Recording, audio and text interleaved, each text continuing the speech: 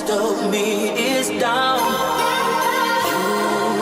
You enchant me, even when you're not around. If there are boundaries, I will try to knock them down. I'm latching on them, now I know what I have found. Why do you think it's so important to go in person, Steve? And what do you think that in-person presentations did for your learning curve?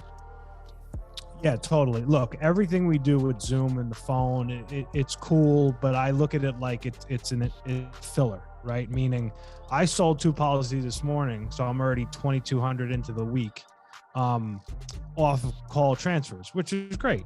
Am I going to do that all day, every day? Probably not. I'd like to have, let's call it 85% of what I do in the field, because I'm a big control person. I need to control the situation from the phone to the in-home. And I do not have as much control on the phone, because somebody can click and hang it up, or Zoom, they can click and get off of it. So the in-home component is where the emotion can come out, and emotion and control are kind of, hand in hand.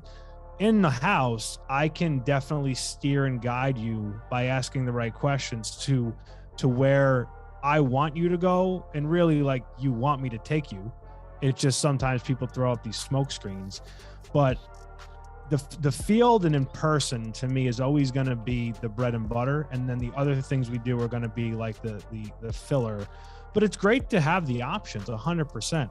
But I think in the field, you have to get your reps. You have to fall and stumble. You got to make mistakes. You have to see all the components. We always talk about 100 appointments, because in 100 appointments, you're going to see everything. You're going to see Mary can't find her bank account. You're going to see all the stuff that we deal with, because then you're going to know how to actually deal with it.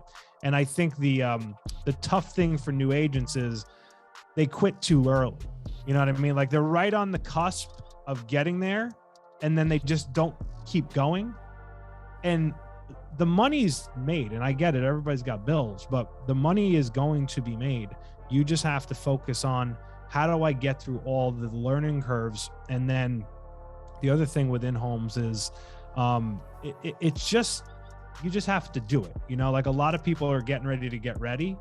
When you're in the house, like there's no, like I get it, you can call your upline, you can go in-home help on Slack, there's a million things you can do, but you have to do it.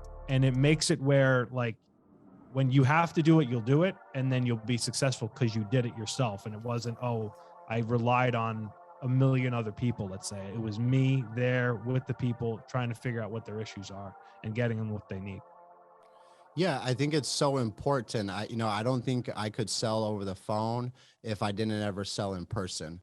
And the thing is a no over the phone could end the call, where a no in the home is just one no. I mean, you're usually in the home, you're fighting off no's like you're a gladiator or like a warrior, you know what I mean? Because they can't just tell you they can't physically get you out of their house. Like you got to get up and leave.